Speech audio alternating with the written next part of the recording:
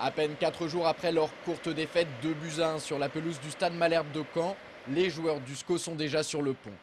Ce mardi soir, ils vont affronter Brest, 5e du classement, au stade Jean-Bouin pour le compte de la 12e journée de Ligue 2.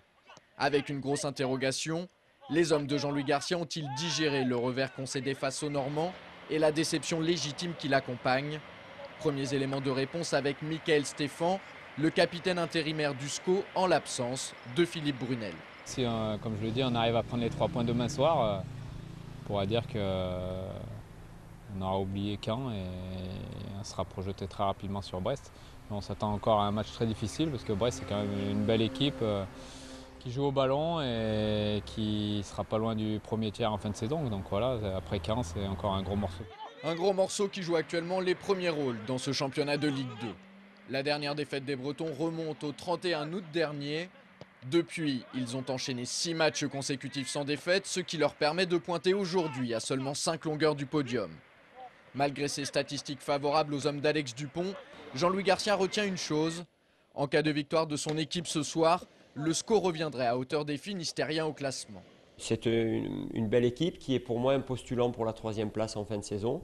Bien organisée, une équipe qui est en confiance, qui a réussi son début de saison. En même temps, on en parle comme ça et si nous les battons, nous sommes à égalité avec eux. Donc ça veut dire que nous, on n'est pas si mal non plus. Par contre, en cas de nouvelle défaite, les Angevins pourraient se rapprocher dangereusement de la zone de relégation. Alors pour aller chercher les 3 points qui donneraient un bon bol d'air à sa formation, Jean-Louis Garcia a effectué 2 changements au sein de son groupe par rapport au déplacement en Normandie vendredi dernier.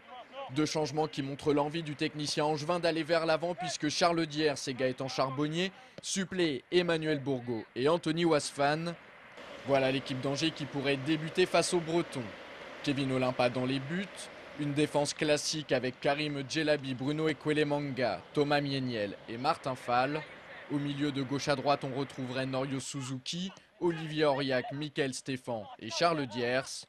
Et puis aux avant-postes, l'indéboulonnable Anthony Modeste devrait être associé à Youssef Hannan. À présent, on revient rapidement sur le choc du week-end dernier entre Caen et Angers. Un choc qui s'est soldé par une défaite 2-1 pour les protégés de coach Garcia. Un revers à la fois amer mais aussi porteur d'espoir au vu de la prestation d'ensemble des scoïstes. Amer car les Angevins ont fait preuve d'une certaine naïveté sur le plan défensif en première période, à l'image des 2 buts qu'ils ont encaissés. Porteur d'espoir puisque les Ligériens sont parvenus à recoller au score avant de faire trembler la bande à Benjamin Nivet sur cette frappe d'Olivier Auriac. Résultat, Jean-Louis Garcia s'est appuyé sur cette rencontre pour préparer la réception de Brest. Si on a les mêmes intentions, si on est aussi bien organisé qu'on a pu l'être quand même sur l'ensemble du match à Caen, on pourra faire un résultat positif contre Brest. On a quand même fait, je pense, un bon match avec, comme tu le dis, une bonne deuxième mi-temps où je pense qu'on aurait pu revenir au score.